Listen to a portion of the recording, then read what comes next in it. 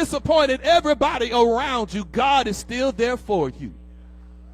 It's him that it flows from. His healing is because of his compassion. He's compassionate towards us. Redemption is because he is faithful. Crowning is because he is gracious. He owes us nothing, but he gives us everything. Because of what? Who he is. It behooves you to come to find out who he is Wednesday at 11:30 a.m. or Wednesday at 6:30 p.m. To find out who he is so that you don't have no problem in giving him the praise. It's hard to praise somebody that you don't know what they've done.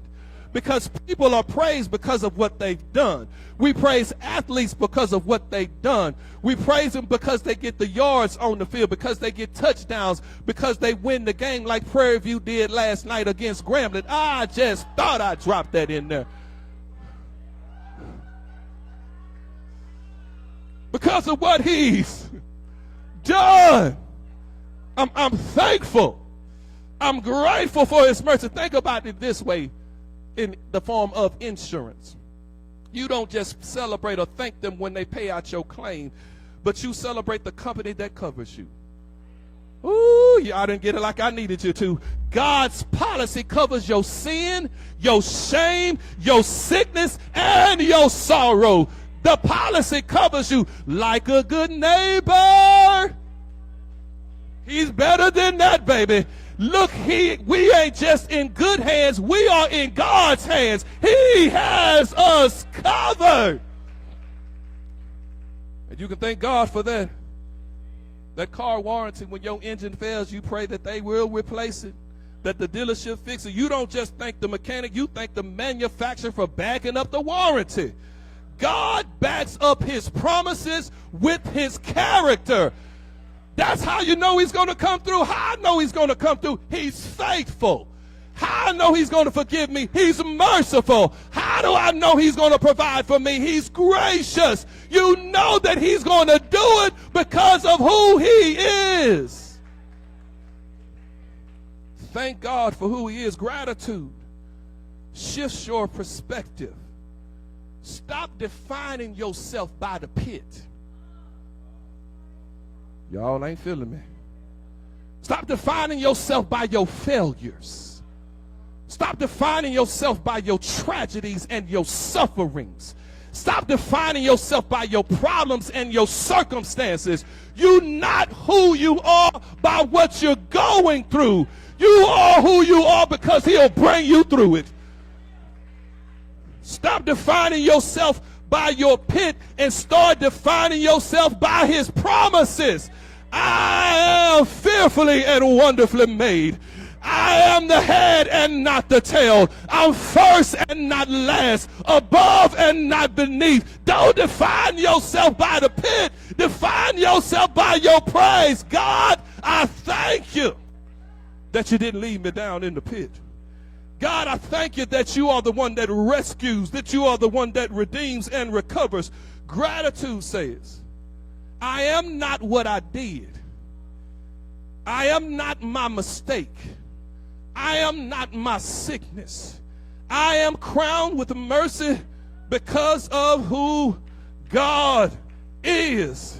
Has he ever picked you up out of a pit? Has he ever had to step in and provide healing for your body? Has he ever crowned you with mercy and goodness?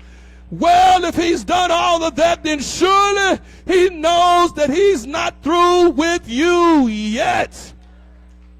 Because the same God that brought you out is the same God that will renew your strength.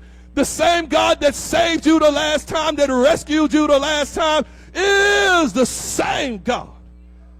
David says in verse 5, who satisfies your mouth with good things, so that your youth is renewed like the eagles.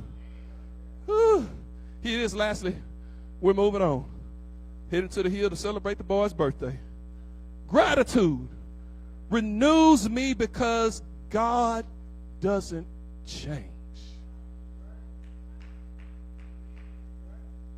He remains the same, and wonderful is your. They just got through singing it. gratitude is renewed. My strength is renewed by way of my thank you, because of what? God doesn't change. Whew, how many of you know that's hard to find in the world that we live in? That stuff that don't change. Because something is changing all of the time. Right about now, you sitting here changing your mind about what you going to eat. What time is it?